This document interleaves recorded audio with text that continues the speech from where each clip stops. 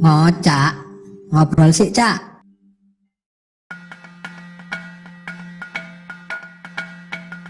Kota Batu adalah jantung kehidupan Jawa Timur. Di kota wisata inilah bermuara Sungai Brantas yang melintasi 17 kabupaten kota wilayah Jawa Timur. Alirannya menjadi sumber kehidupan bagi mayoritas warga Provinsi Jawa Timur. Maka, demi kelangsungan hidup warga Jawa Timur, Sungai Brantas tidak boleh kering. Jangan pula sampai meluap. Tata kelolanya tergantung Dinas Lingkungan Hidup Kota Batu.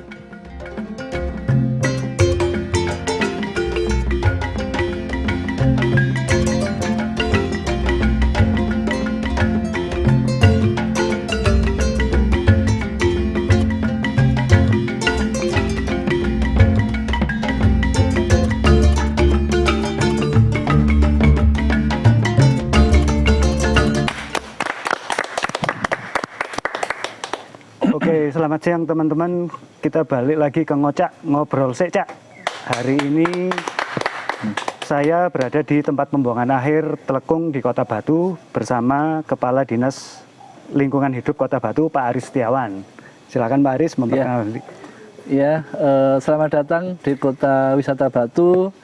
Kita sekarang berada di tempat pemrosesan akhir TPA Telekung yang memang di sini adalah salah satu eduwisata yang sudah kita branding menjadi tempat wisata yang baru di tahun 2022 kemarin, menjadi Zero Waste Education Park. Pak, kita ngobrol-ngobrolnya santai aja ini ya Pak ya.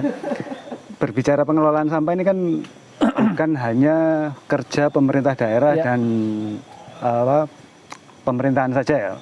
Tapi kan juga harus ada unsur masyarakat yang terlibat di dalamnya. Benar. Nah, untuk di Kota Batu ini upaya untuk mewujudkan kota tanpa TPA serta menjadikan TPA sebagai sarana edukasi melalui Zero Waste Education itu tadi, konsep itu dijabarkannya bagaimana sih Pak supaya masyarakat bisa paham konsep besar yang dibawa pemerintah Kota Batu ini? Memang Mas Vicky, kita berawal dari permasalahan. Kita berawal dari persoalan sampah memang awalnya. Dari persoalan itu kita mencoba untuk mencari strategi, mencari solusi yang selama ini persoalan sampah saya kira tidak hanya di Kota Batu saja, akan tapi ini sudah menjadi isu nasional dan isu internasional. Sehingga beberapa upaya sudah kita lakukan, khususnya komunikasi dengan masyarakat, komunikasi dengan akademisi, komunikasi dengan pemimpin kebijakan kita, kepala daerah, sehingga kita berawal dari sesuatu yang saya kira sangat sulit untuk kita selesaikan, akan tapi kita mempunyai target yang harus segera tercapai. Kita dikasih waktu 1 tahun oleh Ibu Wali Kota pada saat itu untuk segera menyelesaikan persoalan sampah. Yang kedua memang masyarakat setempat sudah bertahun-tahun persoalan sampah ini tidak segera selesaikan. Ini lagi kondisi hujan Kota Batu ya, kondisi hujan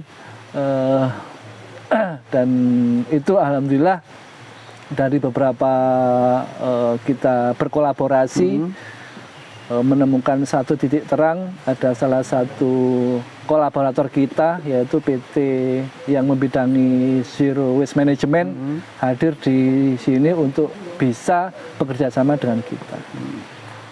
Seperti itu. Ya, Pak, kalau kondisi lingkungan hidup kan di Kota Batu selama 2022 itu kan ada penilaian ya dari Kementerian Lingkungan Hidup dan Kehutanan. Kota Batu sendiri berapa Pak di 2022 ini? Ya memang contoh kita kan memang rapot kita ada di indeks kualitas lingkungan hidup. Pada saat itu kita melihat dari satu indikator saja, indeks kualitas air. Pada saat itu kami di sini masih 53,33% pada saat itu. Sehingga isu air memang pada saat itu menjadi isu yang memang diprioritaskan. Karena air kita sebagai hulu sungai Brantas, karena Kota Batu ini adalah hulunya Jawa Timur, titik nol sumber mata air. Di titik nolnya ada di Arboretum, Sehingga kalau sumber titik mata air ini akan mengaliri 17 kabupaten kota di Jawa Timur. Kita punya kewajiban untuk menjaga hulunya. Karena apa? Kalau kita tidak menjaga hulunya, ini akan berdampak pada hilirnya dari kabupaten kota yang dialiri. Sehingga isu awal memang isu air, isu sampah, dan isu kualitas tutupan lahan, isu alih fungsi lahan. Sehingga kita fokus ke tiga titik itu. Ya, sesegera mungkin kita fokus ke isu air. Kita pada saat itu ada gerakan Shining Brantas yang memang harapannya untuk menaikkan indeks kualitas air. Kita bersih-bersih air, meningkatkan kesadaran masyarakat biar tidak buang sampah di sungai. Hotel-hotel, restoran juga kita arahkan jangan sampai ada aliran limbah masuk ke sungai. Sehingga pada saat itu kita gencar untuk Shining Brantas dibantu oleh banyak komunitas pada saat itu, warga juga. Tetap ada peran masyarakat kolaborasi itu karena kita nggak bisa bekerja sendiri. Masyarakat yang akan mengambil alih peran untuk mewujudkan untuk persoalan itu, seperti itu. Pak, Kota Batu itu merupakan jantung dari Jawa Timur ya. Disebutkan tadi aliran Sungai Brantas dari Arboretum itu kan mengaliri daerah-daerah lainnya. Nah, untuk kehidupan umat manusia, Sungai Brantas itu nggak boleh sampai kering kan Pak? Betul. Seharusnya kayak gitu. Betul. Jangan pula sampai meluap, dan tata kelolanya tergantung dari Dinas Lingkungan Hidup juga kan Pak? Nah, seberat itu tugasnya Dinas Lingkungan Hidup Kota Batu ini ya Pak. Kotanya kecil tapi tugasnya besar sekali untuk di Jawa Timur gitu. Benar Mas Vicky, memang kita bukan hanya menjaga air aja, kita juga punya kewajiban menjaga hutan, menjaga bagaimana sampah yang ada di masing-masing rumah tangga, bagaimana kita menjaga sumber mata air biar survive. Sehingga saya kira ini terus-menerus kita gencarkan untuk itu. Ada kegiatan reboisasi, ada kegiatan bersih-bersih, ada kegiatan pengolahan sampah di hulunya sampai hilirnya, ada kegiatan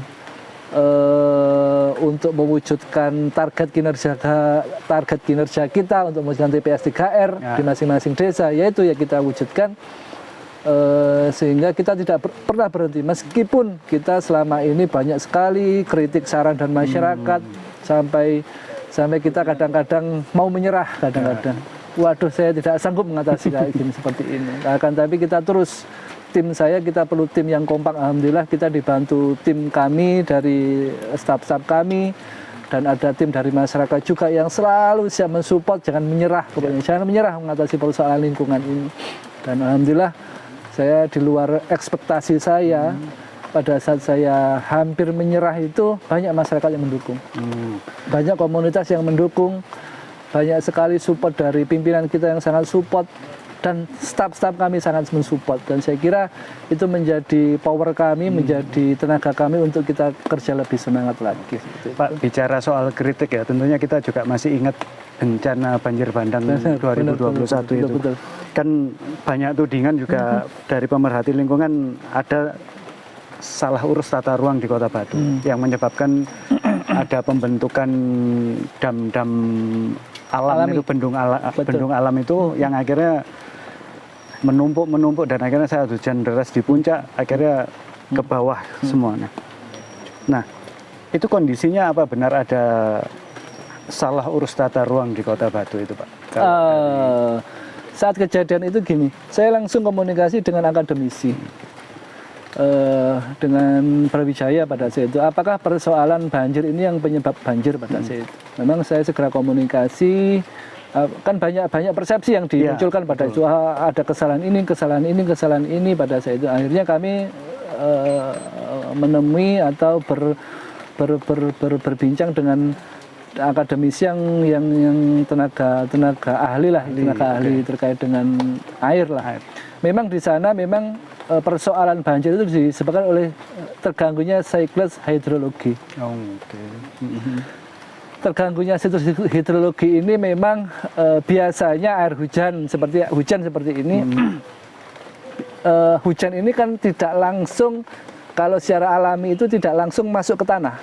Akan tapi beberapa kondisi yang ada di hulunya memang pada saat itu kondisi lahan-lahan kawasan yang ada di kawasan perhutani pada saat itu banyak beralih fungsi yang menjadi kawasan pertanian. Tutupannya kurang. berarti ya, Akhirnya Pak, tutupan lahannya kurang sehingga biasanya contohnya air dari atas biasanya langsung kena daun, kena pohon, itu langsung masuk ke tanah sehingga langsung tidak ada hambatan sama sekali, langsung masuk ke tanah, akhirnya tergerus airnya itu ke tanah, masuk ke dalam kawasan sungai sehingga banyak pohon-pohon yang biasanya tegaan itu mati, masuk ke jalur sungai, membuat bendungan-bendungan alami. Yang bendungan-bendungan alami ini bertahun-tahun ada sedikit beberapa titik. Akhirnya pada saat kondisi hujan deras, bendungan alami ini tidak kuat untuk menahan. Akhirnya kejadian banjir itu terjadi. Nah, itu menjadi penyadaran bagi kita semua. Evaluasinya gimana itu Pak akhirnya Pak setelah terjadi itu? Pada saat itu kita sadar, bukan hanya pemerintah yang sadar, tapi masyarakat kita akhirnya sadar bahwa kewajiban untuk menjaga lingkungan ini bukan hanya kewajiban pemerintah saja. Ya, gitu. Kita punya kewajiban bersama-sama untuk menjaga di hulunya.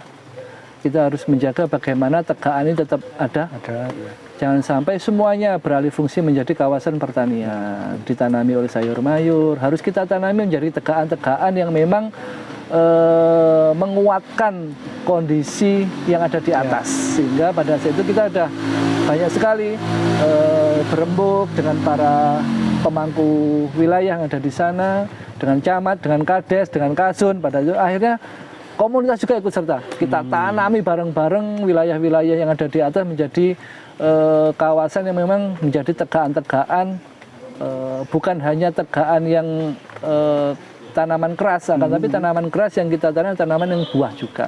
Sehingga ada tanaman-tanaman berbuah seperti alpukat, duren, dan yang lain kita tanam di kawasan hulunya. Evaluasi itu termasuk penanaman itu masuk ke Perda RT RW juga Pak di Kota Batu pada akhirnya? Di Perda RT RW memang kalau RT RW itu kan masuk dalam kawasan pemerintah daerah.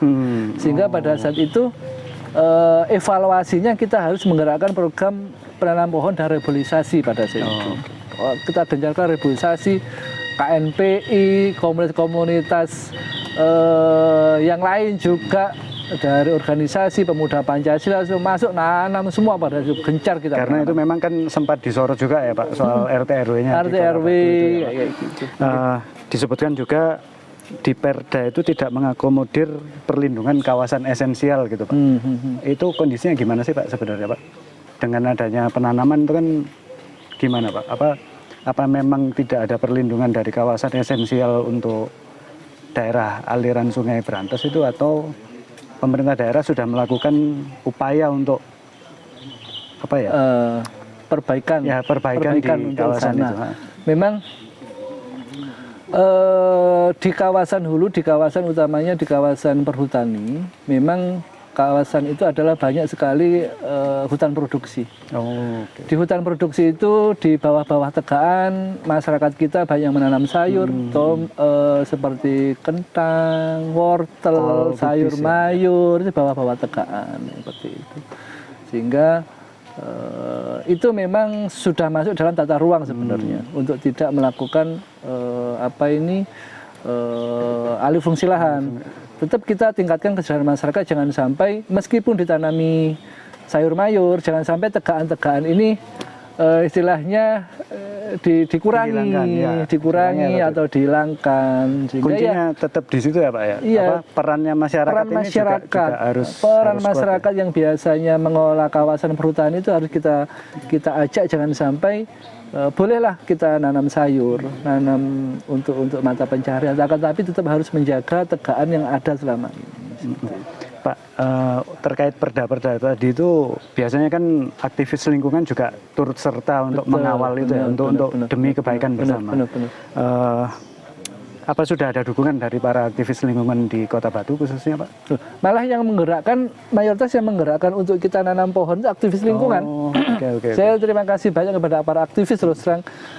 Selama ini kan kita melihat aktivis itu selalu kritik, yang pedas. Enggak, saya tetap akan saya terima, akan saya jadikan motivasi bagi saya. Karena terus terang kalau tidak ada kritik yang seperti itu, mungkin kita pemerintah daerah tidak akan kerja secepat mungkin, kayak gitu. Kita butuh kritik, kita butuh masukan. Karena apa? Kalau kita semakin banyak yang kita ajak kolaborasi, aktivis, masyarakat, petani, pedagang, kita ajak berbicara untuk mengatasi persoalan lingkungan, saya kira kita akan semakin masif persoalan ini segera kita selesaikan seperti itu.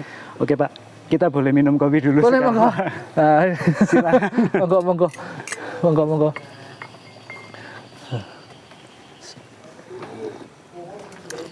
Nah, seiring berjalannya waktu, Bu Dewanti, wali kota sebelumnya digantikan penjabat wali kota Batu, Pak Aris Agung Paewa ya. Nah, pasti ada penyesuaian ya Pak. Terlebih Pak Aris, namanya sama-sama Aris, juga concern banget soal lingkungan. Saya ingat hari pertama atau kedua Pak Aris itu sudah turun ngecek di alun-alun kota Batu, cek kebersihan yang jadi apa ya, perhatian utamanya, fokusnya Pak Aris. Nah, itu gimana Pak menyesuaikannya? Ritmenya kan tentunya beda dengan Bu Dewanti ya Pak? Oke. Ya Memang. Dan saya bersyukur dengan penjabat wali kota namanya Aris, memang dengan saya beda nasib ya. Beda nasib. Dan memang Pak Aris sebagai penjabat wali kota ini pada saat beliau menjabat setelah dilantik memang langsung terjun ke melihat kondisi yang ada di wilayahnya ya, wilayah kerjanya di Kota Batu. Yang beliau soroti adalah kondisi kebersihan. Beliau masih mengkritik dan memberikan saran kepada kami kurang bersih gitu, kondisi kawasan perkotaan. Sehingga kami dengan beberapa arahan beliau dan kebetulan juga saya melihatnya Pak Aris ini adalah orang yang langsung turun ke lapangan.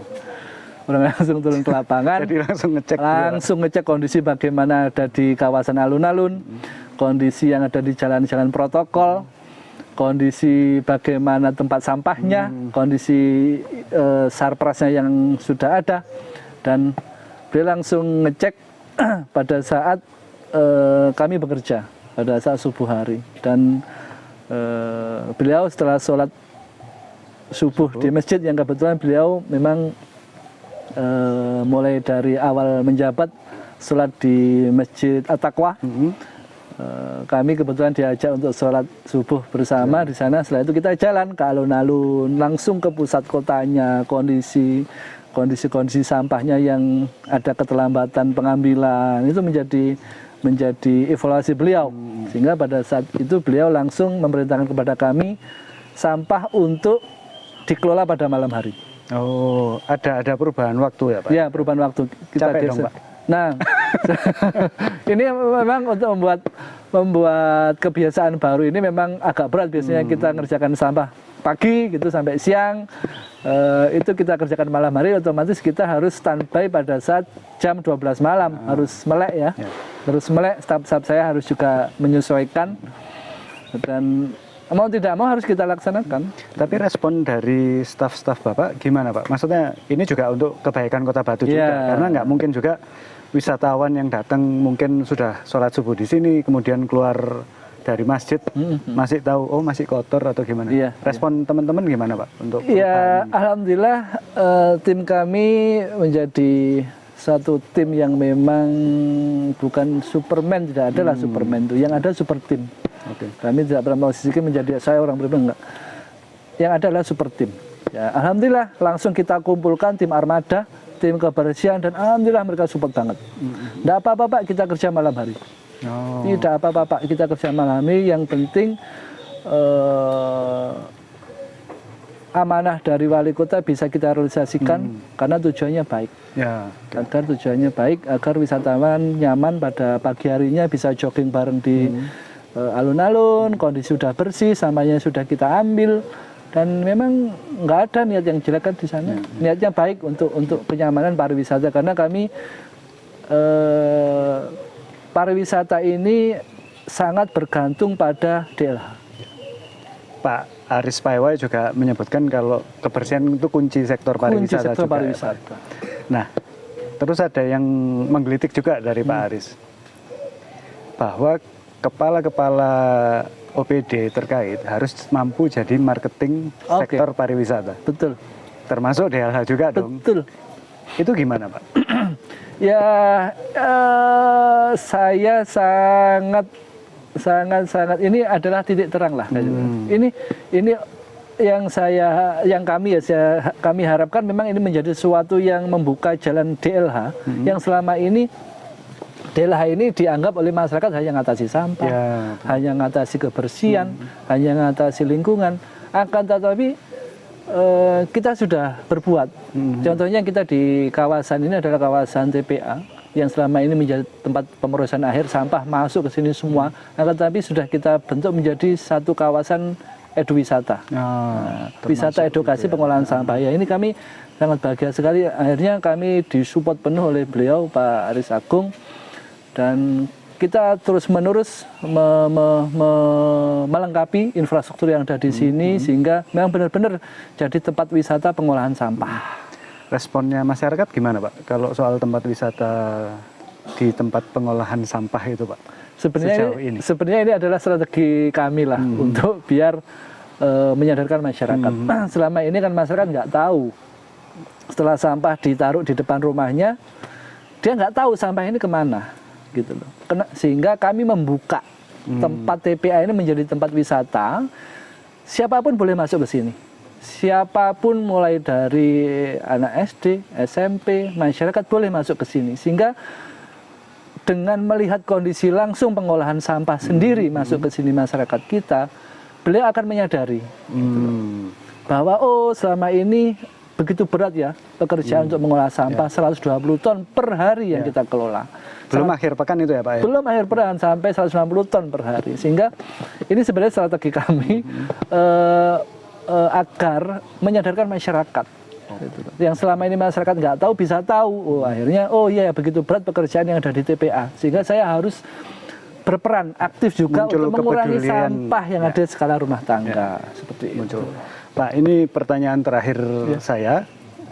Apa sih pesan Bapak untuk masyarakat Kota Batu, terutama untuk pengolahan sampah ya? Maksudnya karena sumber sampah itu kan banyak dari rumah tangga dulu. Pesannya apa untuk masyarakat Kota Batu, Pak? Saya kira kita melihat bahwa menjaga kebersihan di agama manapun saja itu hal sesuatu yang wajib, bukan tugas pemerintah saja. Sehingga menjaga alam bukan hanya tugas pemerintah saja, tapi adalah tugas kita bersama. Dan menjaga alam ini adalah sesuatu nilai ibadah. Saya kira kita kepingin kita jaga alam bersama-sama, insya Allah alam akan menjaga kita. Oke. Seperti itu. Baik, Pak Aris, terima kasih waktunya untuk hari ini. Teman-teman, sampai ketemu lagi di edisi Ngocak berikutnya. Salam Antara. Salam Antara.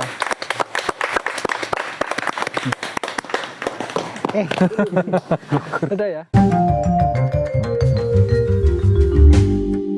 Ngocak, ngobrol sih, Cak.